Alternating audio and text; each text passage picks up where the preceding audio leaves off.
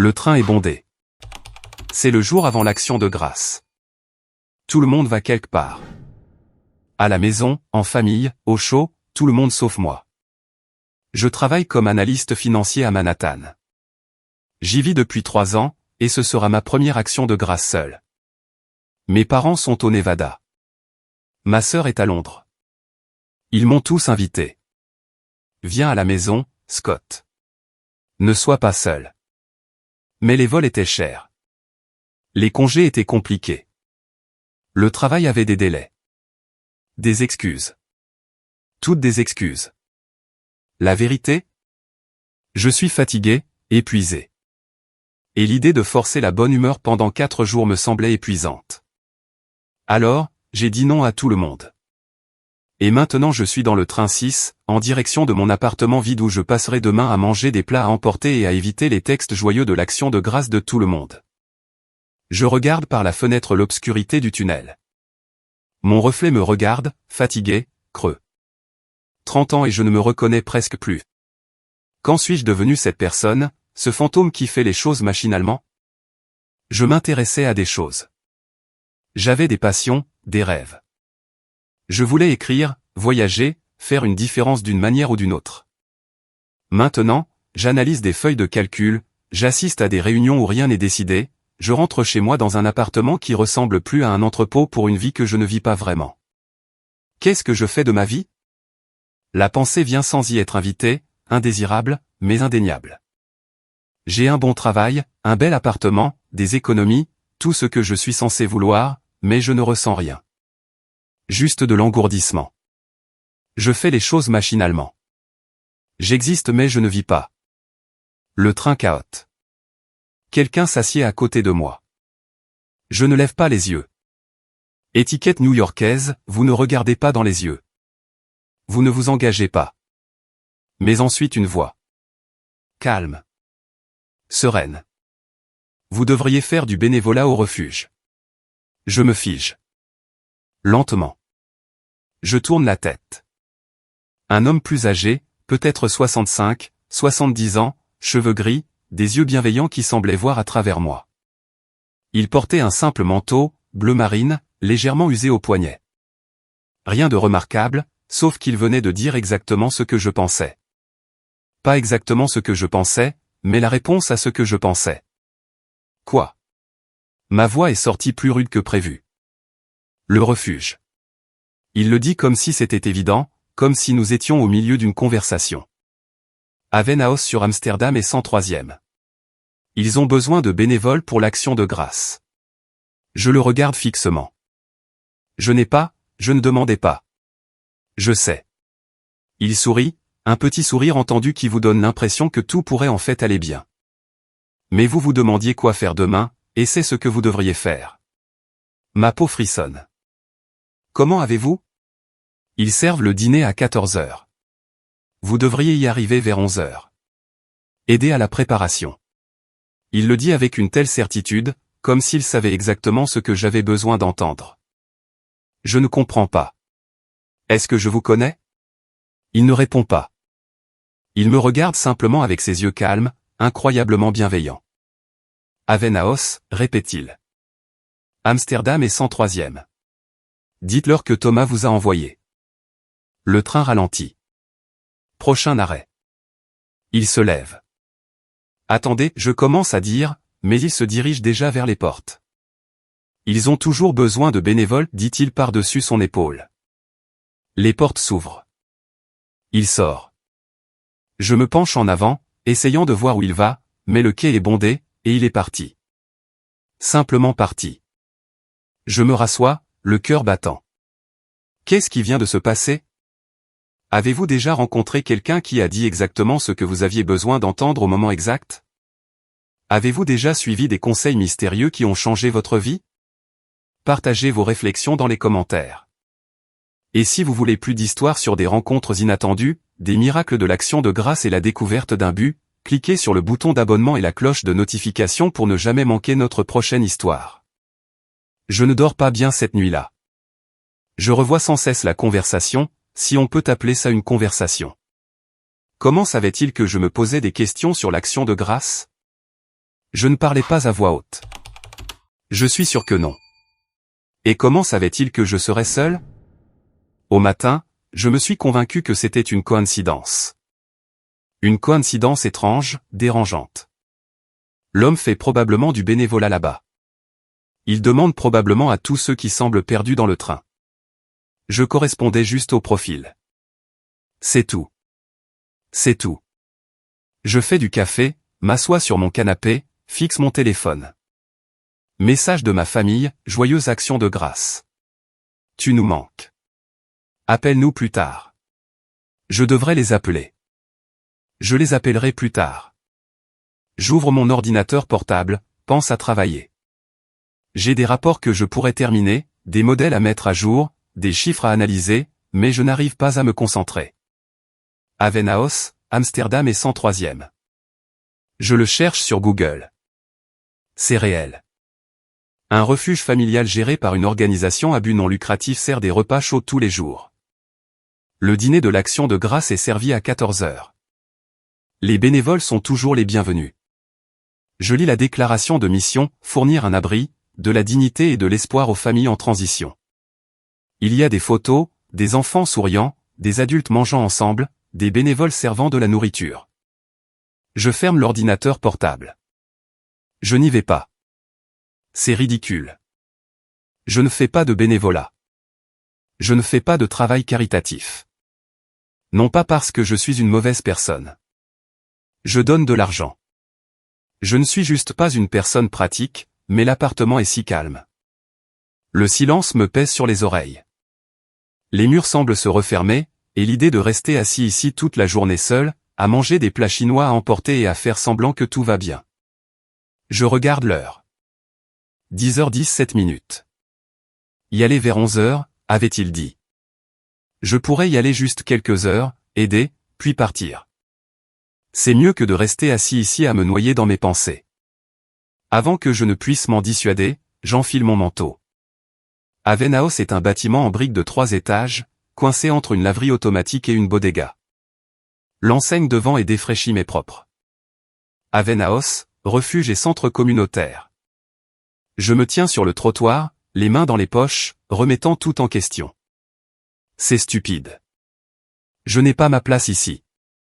Qu'est-ce que je vais faire? Je ne sais rien du bénévolat, mais je suis venu de si loin. Et quelque chose à propos de l'homme dans le train. Je ne peux pas me défaire du sentiment que je suis censé être ici. Je pousse la porte. À l'intérieur. Le chaos, mais un bon chaos. Un chaos productif. Des gens partout. Certains membres du personnel portent des t-shirts bleu marine assortis avec Avenhaus imprimé dessus. Certains bénévoles portent des vêtements de ville. Certains résidents, je suppose. Des familles avec des enfants. Des individus. Des personnes âgées. Des enfants courent en riant. Des adultes discutent. Certains aident à installer les tables. L'odeur de la nourriture. La dinde. La farce. Quelque chose de sucré qui cuit. Ça sent l'action de grâce. Une femme apparaît devant moi. Cinquantaine. Cheveux gris courts. Des yeux fatigués, mais un sourire chaleureux qui atteint ses yeux. Bonjour, êtes-vous ici pour faire du bénévolat? Oui, peut-être. Elle rit. Un vrai rire. Je prendrai peut-être. Je suis Donna. Je dirige cet endroit. Vous êtes Scott. Enchanté de vous rencontrer, Scott. Avez-vous déjà fait du bénévolat? Non, je ne suis pas vraiment sûr de ce que je fais ici. C'est honnête. J'aime ça. Elle pose une main sur mon épaule, me ramenant à la réalité. Ne vous inquiétez pas, nous allons trouver ensemble. Pouvez-vous couper des légumes? Oui. Parfait. La cuisine est par là. Demandez Audrey. Elle vous expliquera tout. Elle me serre l'épaule. Et Scott, merci d'être venu. Ça signifie plus que vous ne le savez. Je ne sais pas quoi dire à cela, alors je me contente de hocher la tête. Et juste comme ça, je suis emporté dans le chaos. La cuisine est industrielle. Grande, bruyante, de la vapeur s'échappe des casseroles, des minuteurs bip, des gens se déplacent avec détermination, 5 ou 6 personnes travaillent, certains coupent, d'autres remuent, d'autres vérifient les fours. Une femme au comptoir lève les yeux. Début trentaine, cheveux foncés attachés en une queue de cheval pratique, de la farine sur la joue, des yeux vifs et intelligents qui m'évaluent en 2 secondes. Vous êtes nouveau? Oui, Donna m'a dit de demander Audrey. C'est moi. Vous savez utiliser un couteau? Je peux me débrouiller. Bien, car nous avons environ 20 kilos de légumes à préparer et pas assez de main. Elle pousse une planche à découper vers moi. Une pile de carottes, un couteau très aiguisé. Coupez-les en petits des uniformes, pour la farce. D'accord. Et essayez de ne pas vous couper. Nous manquons de pansements et avons beaucoup de choses à faire, dit-elle d'un ton impassible. Je ne sais pas si elle plaisante. Je commence à hacher. Autour de moi, la cuisine bourdonne. Bénévoles et personnel travaillent ensemble. Une adolescente épluche des pommes de terre. Un homme âgé remue une énorme marmite de ce qui ressemble à de la sauce. Un couple d'âge moyen travaille côte à côte sur des haricots verts. Chacun a une tâche. Chacun sait ce qu'il fait, sauf moi. Mais personne ne semble s'en soucier. Ils travaillent simplement. Il y a un rythme, un flux. Je me concentre sur les carottes, essayant de les rendre uniformes, comme l'a dit Audrey. Mes coupes ne sont pas parfaites, mais elles sont décentes. Après 10 minutes, Audrey vérifie ma planche à découper, hoche la tête une fois. Pas mal. Vous savez en fait cuisiner. Je peux suivre des instructions. C'est la même chose. Elle jette les carottes dans un énorme bol en métal, me tend du céleri, un sac d'épicerie entier. Continuez. Même taille. Je continue. Nous travaillons en silence pendant un moment, mais ce n'est pas inconfortable. Juste concentré. Les sons de la cuisine remplissent l'espace. Les couteaux sur les planches à découper, l'eau qui coule, les minuteurs qui bipent, les gens qui s'interpellent. Combien de temps pour la dinde? La farce est prête pour le four. Quelqu'un peut-il aller chercher plus de beurre dans la chambre froide? C'est un chaos organisé, mais ça fonctionne. Alors, dit Audrey finalement, sans lever les yeux des oignons qu'elle hache. Qu'est-ce qui vous amène ici? La culpabilité de l'action de grâce? Des travaux d'intérêt général ordonnés par un tribunal. J'ai failli rire. Un homme dans le train m'a dit de venir. Elle lève un sourcil, me regarde. Un homme dans un train vous a dit de faire du bénévolat dans un refuge pour sans-abri, et vous êtes simplement venu? Quand vous le dites comme ça sonne bizarre. C'est bizarre. Il était persuasif. MMH. Elle sourit maintenant. Juste un peu. La première vraie chaleur que j'ai vue d'elle. Eh bien, je suis contente que le mystérieux homme du train vous ait envoyé. Nous avons besoin d'aide. L'action de grâce est notre plus grand jour. Nous servons plus de 100 personnes. C'est beaucoup. C'est le cas. Elle s'essuie le front avec le revers de la main, laissant une traînée de farine. Faites-vous cela à chaque action de grâce? Je demande. Chaque action de grâce, chaque mardi et jeudi aussi, et certains samedis quand je peux. C'est beaucoup de temps. Je suis assistante sociale. Cela fait partie de mon travail, mais aussi, elle s'interrompt, regarde autour de la cuisine les gens qui travaillent. Ça compte, vous savez. Tu crois vraiment ça? Que ça fait une différence? Elle arrête ce qu'elle fait. Me regarde. Me regarde vraiment. Tu ne le crois pas? Je ne sais pas. Il y a tellement de gens qui ont besoin d'aide. Tant de problèmes. Qu'est-ce qu'un repas va faire? Ils auront de nouveau faim demain. Peut-être. Elle retourne à ses oignons. Mais aujourd'hui, ils n'auront pas faim. Aujourd'hui, ils auront un repas chaud. S'asseoir à une table avec d'autres personnes. Avoir le sentiment d'appartenir à quelque part. Se sentir vu. Elle reste silencieuse un instant. Ce n'est pas rien, Scott. La façon dont elle prononce mon nom fait quelque chose dans ma poitrine se serrer. Quand j'ai commencé ce travail, continue-t-elle, je pensais la même chose. Que ce n'était pas suffisant. Que je devrais faire quelque chose de plus grand. Un changement systémique, une réforme politique, un réel impact. Qu'est-ce qui a changé? J'ai rencontré une femme nommée Patty. Elle était dans la rue depuis 6 mois, est venue un mardi pour le dîner, s'est assise seule, ne parlait à personne, mais elle est revenue la semaine suivante et la suivante. Finalement, elle a commencé à parler, m'a raconté son histoire, a perdu son emploi, puis son appartement, puis son espoir. Audrey s'essuie les mains sur une serviette. Je l'ai aidée à demander une aide au logement, l'ai mise en contact avec une formation professionnelle. 6 mois plus tard, elle avait un appartement, un emploi, a commencé à faire du bénévolat ici elle-même. Elle me regarde. Ai-je changé le système? Non. Mais j'ai changé la vie d'une personne et cette personne a changé celle de quelqu'un d'autre. Des effets d'entraînement, vous savez. Je ne sais pas quoi dire à cela. Alors, je continue à couper le céleri. À 13h, la préparation est terminée. Mes mains sentent l'oignon et l'ail. Mon dos me fait mal d'être resté debout. Mais il y a quelque chose de satisfaisant à voir toute la nourriture prête. D'énormes plateaux de farce, des casseroles de purée de pommes de terre, de haricots verts, de sauce au canneberge et 3 magnifiques dindes dorées qui refroidissent sur le comptoir. Donna rassemble tout le monde dans la salle à manger. La pièce a été transformée. De longues tables dressées avec des nappes blanches, de vraies assiettes, de vrais couverts, pas en plastique, pas jetables. Nous les traitons avec dignité, dit Audrey tranquillement à côté de moi. De vrais plats, des serviettes en tissu. Cela leur donne l'impression d'être des invités, pas des cas de charité. Il y avait peut-être 30 résidents déjà assis. Des enfants qui sautent sur leurs chaises. Des adultes assis tranquillement qui attendent. Certains ont l'air nerveux.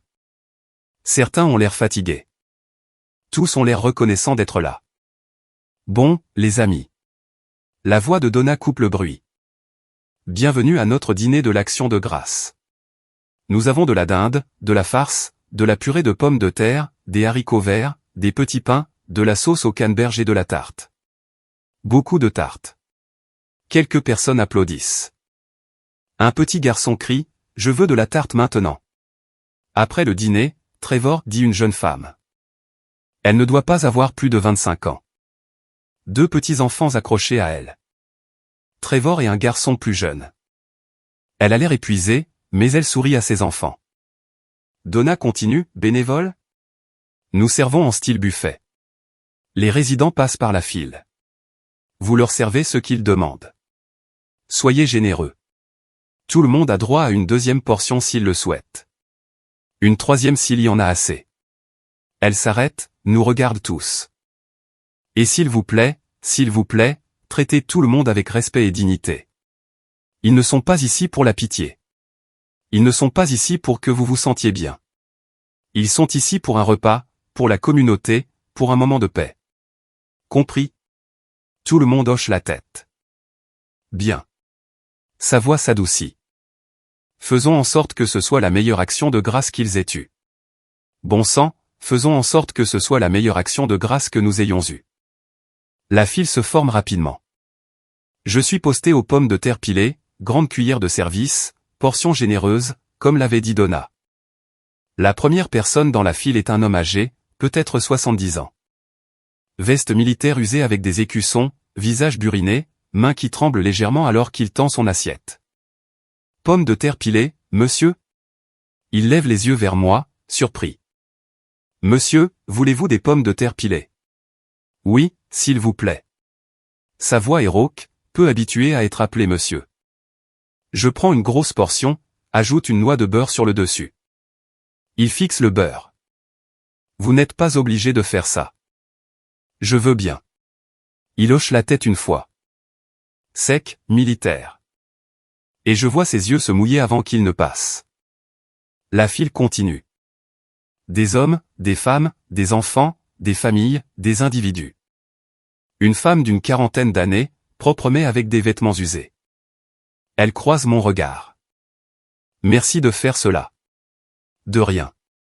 Non, vraiment.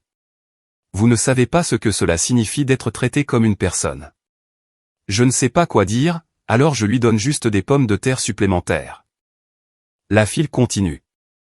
Un jeune couple, début de la vingtaine. La fille est enceinte, très enceinte, 8 mois peut-être. Ils se tiennent la main. Joyeuse action de grâce, dit le garçon, essayant d'avoir l'air joyeux. Joyeuse action de grâce, je réponds. Je charge leurs 2 assiettes. 3 enfants à la suite. Peut-être 8, 6 et 4 ans. Leur mère traîne derrière avec un bébé sur la hanche. Je peux avoir beaucoup de pommes de terre? Chuchote la cadette, grands yeux marrons, veste rose. Tu peux en avoir autant que tu veux. Je lui empile l'assiette. Elle sourit. Merci. Sa mère, la femme fatiguée avec le bébé, me fait un petit sourire reconnaissant. Merci. De rien. Il passe et je réalise que je ne suis plus mal à l'aise. Quelque part entre la première personne et la 30e, la gêne s'est dissipée. Ce ne sont pas des sans-abri ou des cas de charité. Ce sont juste des gens qui traversent une période difficile, ayant besoin d'aide comme n'importe qui, comme moi si les circonstances étaient différentes. Cette pensée est humble. À 14h30, tout le monde est servi. La salle à manger est pleine. Chaque siège est occupé, le son des couverts sur les assiettes, les conversations, les rires, de vrais rires. Je regarde une petite fille montrer à sa maman un dessin qu'elle a fait. La maman la serre dans ses bras, les yeux brillants. Je regarde un couple âgé se tenant la main à travers la table. Ils sont probablement mariés depuis 50 ans, et ils mangent le dîner de l'Action de grâce dans un refuge, mais ils sont ensemble. Je regarde un homme en costume. Oui, un costume. Mangeant avec soin. Il a l'air d'être un banquier, un avocat, quelqu'un avec un vrai travail. Et peut-être l'a-t-il été avant que ce qui s'est passé ne se produise. C'est un rappel que cela pourrait être n'importe qui. Et n'importe qui. Les bénévoles mangent en dernier. Je suis assis à une table de coin avec Audrey et 2 autres bénévoles, un étudiant nommé Danny et une enseignante à la retraite nommée Joyce. La pièce est pleine, bruyante, des gens mangent, parlent, se connectent. Un homme à la table voisine, trentaine, rasé de près, tenant une petite fille sur ses genoux. Croise mon regard. Première fois que vous faites du bénévolat, demande-t-il. C'est si évident? Vous avez l'air d'un cerf dans les phares, comme si vous n'étiez pas sûr d'être à votre place. Je ris. Oui, ça sonne juste. Je suis Jason. C'est ma fille, Beth. Beth agite la main timidement. Salut, Scott. Enchanté de vous rencontrer tous les deux. Vous restez ici, demande Audrey doucement. Elle le sait déjà, mais elle lui donne le choix de partager. Jason hoche la tête. 3 semaines maintenant. J'ai perdu mon emploi en septembre. Licenciement technologique. Je n'ai rien trouvé assez vite. J'ai raté le loyer. J'ai été expulsé. Il le dit d'un ton neutre, mais je peux entendre la honte en dessous. C'est temporaire. Je travaille dessus. Vous le ferez, dit Audrey. Pas de pitié, juste de la confiance. Je vous ai vu postuler. Vous allez trouver quelque chose. J'espère bien. Il regarde Beth. Elle mange de la purée de pommes de terre avec ses mains. Heureuse. Je dois le faire pour elle. Sa mère? Je demande, puis je le regrette immédiatement. Désolé. C'est parti, dit Jason simplement. Parti quand j'ai perdu mon emploi. Elle a dit qu'elle n'avait pas signé pour ça. Il hausse les épaules. Alors c'est juste nous maintenant. Beth le regarde. Le visage de Jason s'effondre juste une seconde. Puis il sourit, embrasse le sommet de sa tête, et je réalise qu'il n'est pas brisé. Il n'est pas pathétique. Il n'est pas un échec. C'est juste un papa dans une situation difficile. Faisant de son mieux. Aimant sa fille. Se battant pour se remettre sur pied comme n'importe qui le ferait, comme j'espère que je le ferais si j'étais à sa place. La honte que j'ai entendue dans sa voix. Elle ne devrait pas être là. Il n'a rien fait de mal. Le système l'a laissé tomber. La vie l'a laissé tomber. Mais il est toujours là, toujours en train d'essayer. Que faites-vous, me demande Jason. Analyste financier. Oh, c'est bien. Stable. Oui. Je fais une pause. Mais honnêtement, je déteste ça. Audrey me regarde, surprise. Je passe toute la journée à déplacer des chiffres, continue je, rendant les riches plus riches. Je suis bon à ça. Je gagne bien ma vie, mais ça ne signifie rien. Pas vraiment. Au moins, vous avez un emploi, dit Jason. Pas amer. Juste un fait. Vous avez raison. Je suis chanceux. Je suis très chanceux. Je regarde autour de la pièce toutes ces personnes. Je tenais tout ça pour acquis. Tout. Joyce, l'enseignante à la retraite, prend la parole. C'est ce que fait cet endroit. Ça vous rend reconnaissant pour ce que vous avez. Ça vous fait voir ce qui compte vraiment. Ce qui compte vraiment? Je demande. La communauté, la connexion. Savoir que vous n'êtes pas seul, elle sourit. Je fais du bénévolat ici depuis 10 ans. Depuis la mort de mon mari, j'étais perdu. Je ne savais pas quoi faire de moi-même. Cet endroit m'a sauvé autant qu'il sauve les gens qui viennent ici chercher de l'aide. Après le dîner, les gens s'attardent. Personne n'est pressé de partir.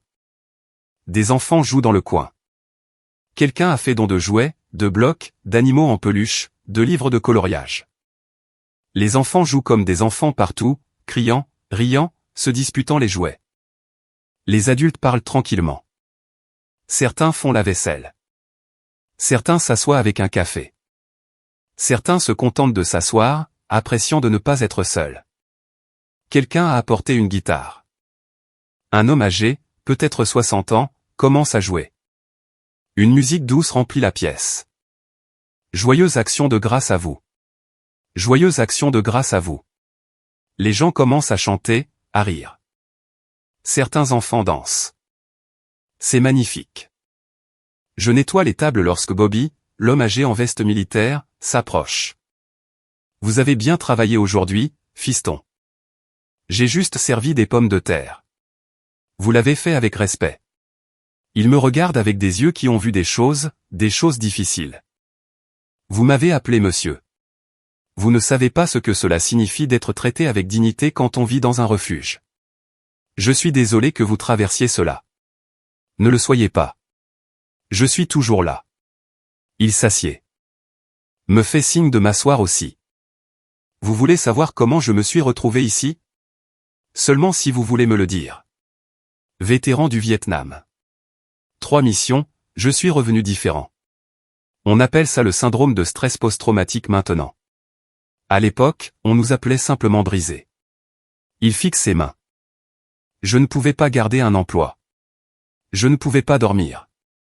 Je ne pouvais pas être avec les gens. J'ai perdu ma femme. J'ai perdu mes enfants. J'ai tout perdu. Je suis désolé. Je ne vous le dis pas par pitié. Je vous le dis parce que cet endroit, il fait un geste autour. Cet endroit m'a sauvé la vie. Donna, Audrey, les gens ici, ils ne me voient pas comme un problème. Ils me voient comme une personne. Ces mots me frappent comme un coup de poing. Et ils s'éloignent, me laissant assis là à réfléchir. À 16 heures, le nettoyage est terminé. Les résidents partent, certains vers leur chambre à l'étage, d'autres de nouveau dans les rues, où qu'ils dorment, sous les ponts, dans les voitures, dans les parcs. Les bénévoles ramassent leurs manteaux, se disent au revoir, promettent de revenir. Audrey me trouve près de la porte. Elle a enlevé son tablier, ses cheveux sont maintenant détachés. Elle a l'air fatiguée, mais d'une bonne fatigue. Satisfaite. Fatiguée. Alors, tu reviendras. Je ne sais pas. C'est honnête. Elle sourit, non pas déçue, juste compréhensive. Eh bien, si tu reviens, nous sommes là tous les mardis et jeudis, de 18h à 20h pour le service du dîner. J'y penserai. Bien. Elle hésite.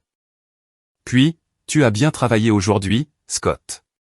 Pour un gars qui ne savait pas ce qu'il faisait. Merci, je crois. Elle rit doucement. Je le pense. Certaines personnes viennent ici et on voit qu'elles le font pour elles-mêmes. Pour se sentir bien, pour cocher une case. Tu n'étais pas comme ça. Tu t'en souciais vraiment. Je ne m'y attendais pas. J'avoue que je suis venu ici parce qu'un étranger me l'a dit. Je ne pensais pas que ça m'affecterait, mais ça l'a fait.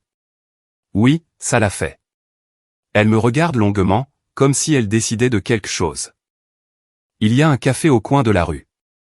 Tu veux prendre une tasse? Décompresser un peu. Je suis surpris. Oui, j'aimerais ça.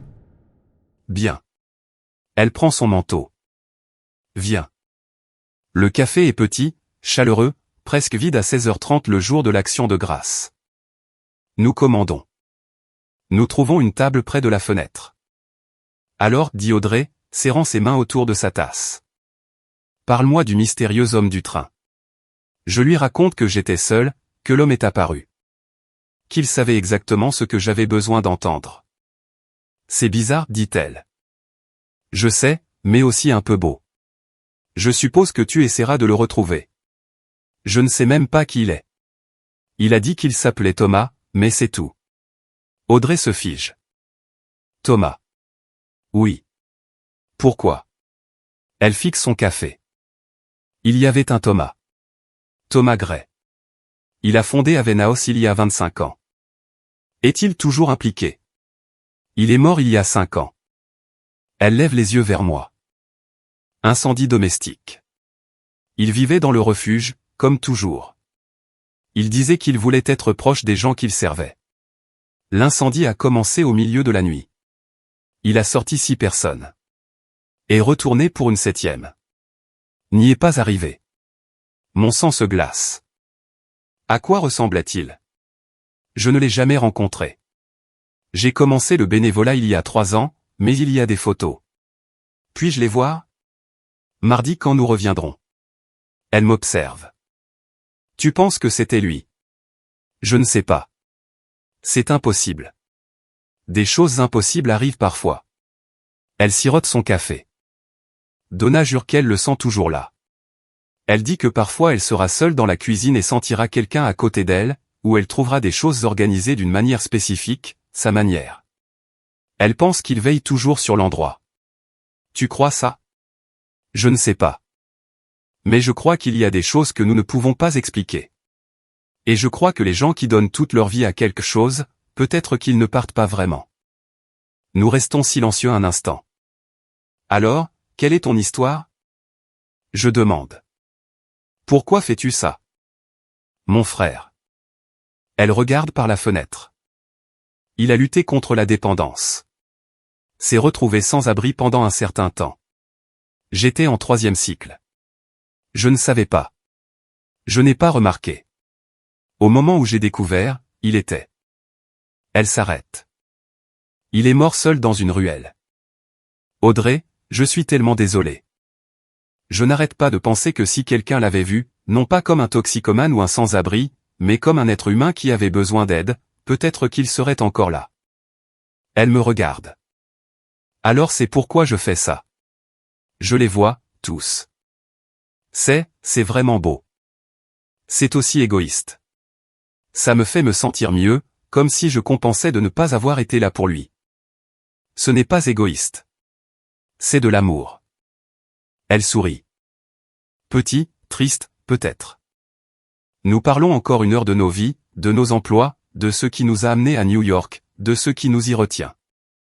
Au moment où nous partons, le soleil se couche. La ville est illuminée. Des gens passent avec des sacs de course, des couples se tiennent la main, des familles rient. Merci pour aujourd'hui, je dis. Merci d'être venu. Je te vois mardi. Tu reviens? Oui, je crois que oui. Elle sourit. Je ne rentre pas directement à la maison. Je descends Amsterdam, traversant le Upper West Side, observant les gens. L'homme qui vend des fleurs au coin de la rue. Est-il heureux? A-t-il une famille? La femme qui attend le bus. Où va-t-elle? Quelle est son histoire? L'adolescent sur son téléphone. De quoi s'inquiète-t-il? Tout le monde a une histoire. Tout le monde mène des batailles dont je ne sais rien. Et j'ai été tellement absorbé par mon propre vide que j'ai cessé de voir les autres comme réels. Aujourd'hui n'était pas ce à quoi je m'attendais. Je m'attendais à de la tristesse, du désespoir, de la tragédie, et il y en avait un peu. Bien sûr, il y avait Jason qui perdait tout mais s'accrochait à sa fille. Bobby qui vivait avec les démons d'une guerre d'il y a 40 ans. Tara qui essayait de nourrir et de protéger ses enfants. Mais il y avait aussi des rires, de la communauté, de la dignité, des gens qui s'entraidaient, partageant le peu qu'ils avaient, une gratitude qui semblait réelle, non performative. Et j'ai réalisé quelque chose. J'étais tellement concentré sur ce que je n'avais pas. Un travail significatif, des amis proches, un but, que j'ai cessé de voir ce que j'avais. Un appartement chaleureux, de la nourriture quand je voulais, la sécurité, des options, des choix, des choses pour lesquelles Jason, Beth et Bobby donneraient n'importe quoi. Je sors mon téléphone, j'envoie un message à mes parents. Joyeuse action de grâce. Désolé de ne pas avoir appelé plus tôt. Je vous aime. Je viendrai vous voir pour Noël. Je promets. Ils répondent immédiatement. Des émojis en forme de cœur. Nous t'aimons aussi. Nous avons hâte de te voir. Je souris. Et pour la première fois depuis des mois, je ne me sens plus vide. 3 semaines plus tard, je suis de nouveau dans le train. Mardi soir, en direction de Haven House comme je le fais 3 fois par semaine maintenant. Audrey et moi sommes officiellement ensemble. Pas seulement des rendez-vous café, de vrais rendez-vous, des films, des dîners, de longues promenades, de longues discussions sur la vie, les rêves et l'avenir. Jason et Beth ont maintenant un logement permanent. Ils travaillent à plein temps à l'entrepôt, économisent de l'argent, planifient l'avenir. Beth a commencé la maternelle. Elle m'a dessiné une image. Je l'ai sur mon réfrigérateur. Tara a obtenu son diplôme de son programme de formation, a trouvé un emploi dans une clinique. J'économise pour mon propre appartement. Je vais faire quelque chose de moi-même, m'a-t-elle dit. Mes enfants seront fiers de moi. Bobby a encore des difficultés. Certains jours sont plus difficiles que d'autres, mais il sourit souvent. Parle davantage. Il a postulé à un programme de logement pour vétérans. Il dit qu'il pourrait avoir une chance. Et Audrey, nous avons pris 4 cafés ensemble maintenant. La semaine dernière, nous nous sommes promenés dans Central Park. Nous avons juste marché et parlé pendant 3 heures. Nous sommes tous les deux brisés à notre manière, mais peut-être que les personnes brisées se trouvent, s'aident à guérir. Je pense qu'elle est peut-être la personne la plus intéressante, la plus authentique, la plus belle que j'ai jamais rencontrée. Je pense à tout cela, au nouveau travail de Jason, au rire d'Audrey, à quel point ma vie est différente maintenant quand je le vois. L'homme du train, même siège, même manteau, même expression calme et connaissante. Mon cœur s'arrête. Je traverse le wagon bondé, dépassant des gens qui envoient des messages, lisent, regardent dans le vide. Je m'assieds à côté de lui. C'est vous. Il me regarde, sourit comme s'il m'attendait. Bonjour, Scott. Vous savez mon nom. Vous me l'avez dit il y a 3 semaines. Non, je ne l'ai pas fait. Nous avons à peine parlé. Il ne discute pas. Il me regarde simplement avec ses yeux incroyablement gentils. Des yeux auxquels j'ai pensé. Des yeux que je vois parfois quand je suis à Haven House et que j'aide. Comment saviez-vous? Je demande ce jour-là dans le train. Comment saviez-vous ce que j'avais besoin d'entendre? Vous aviez l'air perdu. Les gens qui sont perdus ont besoin de direction. Mais comment saviez-vous que Haven House était la bonne direction? Il ne répond pas directement. Juste, l'était-ce? Oui. Bien. Mais j'ai besoin de savoir, qui êtes-vous? Nous nous sommes déjà rencontrés? D'une certaine manière, il se lève. Le train ralentit. Comment s'est passée votre action de grâce? C'était transformateur. Et maintenant je fais du bénévolat. 2 fois par semaine. J'apprends les noms des gens, leurs histoires. J'aide. Pas avec de l'argent, avec du temps, avec ma présence, en les voyant. Et Audrey, je me fige. Comment savez-vous? Elle est spéciale. Ne la laissez pas partir. Je ne le ferai pas. Je me lève aussi. Qui êtes-vous? Juste quelqu'un qui croit aux secondes chances, aux âmes perdues qui trouvent leur chemin. Il se dirige vers les portes. Continuez à venir, Scott. C'est tout ce qui compte. Attendez, je le suis. Je vous reverrai? Il se retourne et juste un instant, je jure que ses yeux semblent différents. Plus jeune, plus vieux, quelque chose au-delà de l'humain. Havenhouse a toujours besoin de bénévoles, Scott. Il sourit. Les portes s'ouvrent. Il descend sur le quai. Je le suis, me frayant un chemin à travers la foule, essayant de le garder en vue. Mais la foule est dense. L'heure de pointe. Décor partout. Au moment où je me ferai un chemin, il est parti. Disparu de nouveau. Je reste là, respirant fort, fixant le quai vide. 6 mois plus tard, fin d'après-midi de printemps. Je suis de nouveau dans le train 6, en direction de Havenhouse comme je le fais 3 fois par semaine maintenant. Audrey et moi sommes officiellement ensemble. Pas seulement des rendez-vous café, de vrais rendez-vous, des films, des dîners, de longues promenades, de longues discussions sur la vie, les rêves et l'avenir. Jason et Beth ont maintenant un logement permanent. Ils travaillent à plein temps à l'entrepôt, économisent de l'argent, planifient l'avenir. Beth a commencé la maternelle. Elle m'a dessiné une image. Je l'ai sur mon réfrigérateur. Tara a obtenu son diplôme de son programme de formation, a trouvé un emploi dans une clinique. Je vais y arriver, m'a-t-elle dit la semaine dernière.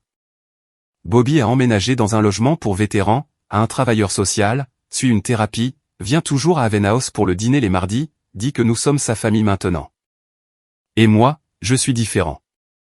Pas seulement plus heureux, plus profond, plus connecté, plus vivant, tout cela parce qu'un étranger dans un train m'a dit exactement ce que j'avais besoin d'entendre. Avez-vous déjà rencontré quelqu'un qui a dit exactement ce que vous aviez besoin d'entendre au moment exact? Avez-vous déjà suivi un conseil qui a changé votre vie? Partagez vos pensées, vos rencontres mystérieuses et vos moments de conseil qui ont changé votre vie dans les commentaires ci-dessous. Si cette histoire de rencontres inattendues, de recherche de sens et de miracles de l'action de grâce vous a ému, veuillez cliquer sur le bouton j'aime et vous abonner pour plus d'histoires sur les moments qui changent tout, les secondes chances et le mystère de la connexion humaine.